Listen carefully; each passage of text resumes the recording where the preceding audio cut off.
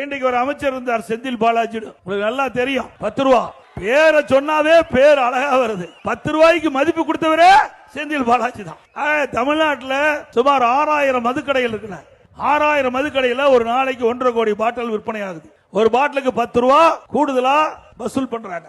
அப்படி வசூல் பண்ணும் போது ஒரு நாளைக்கு இந்த 10 ரூபா கூடுதல் வசூல் மூலமாக 1.5 கோடி ரூபாய் மேலிடத்துக்கு போவதாக செய்தி. மாசத்துக்கு 450 கோடி, வருஷத்துக்கு 5400 கோடி. இதுவரை 5 ஆண்டு திராவிட முன்னேற்ற கழக ஆட்சியில சுமார் 24,000 கோடி இந்த 10 ரூபா பாட்டிலுக்கு வசூல் பண்ணுவது மட்டும் கொள்ளையடிச்சிருக்கிறாங்க. இதெல்லாம் மத்தியில் இருக்கின்ற அமலாக்கத்துறை இன்றைக்கு கண்டுபிடித்து வழக்கு போட்டு அந்த வழக்கின் அடிப்படையில் இன்றைக்கு பல்வேறு நிகழ்வுகள் நடந்துகிட்டு இருக்குது.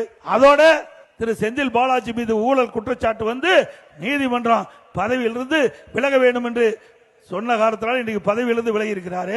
அவர் 2 இலாக்கா பார்த்தார். ஒன்னு மின்சாரத்துறை, இன்னொன்னு கலால் துறை. 2 துறையும் மந்திரியிலிருந்து விலகிட்டார். இன்றைக்கும் அவர் தான் அந்த இலாக்காவுக்கு அமைச்சராக இருந்து செயல்பட்டு இருக்கிறார். எந்த நிலையில இந்த அரசாங்கம் இருக்கு என்று பாருங்க. ஏற்கனவே அவர் ராஜினாமா பண்ணிட்டார் 2 இலாக்காவிலையும். ஆனா இலாக்கால இன்றைக்கு வீட்டிலே இருந்து கொண்டு இந்த 2 துறையும் கவனிக்கின்றவர் திரு செந்தில் பாலாஜி. இந்த அரசு அதிகாரிகள் அவர் வீட்டுக்கு சென்று இந்த 2 துறையில் இருக்கிற பிரச்சனையை அவர்கள் அவரோடு பேசி இன்றைக்கு அதை தீர்த்துக்கிட்டு இருக்கிறாங்க. அதிமுக ஆட்சிக்கு வந்தவுடன் யாரெல்லாம் இந்த தவறுக்கு உடந்தையாக இருக்கின்றார்களோ அவர்கள் மீதெல்லாம் உரிய நடவடிக்கை எடுக்கப்படும்.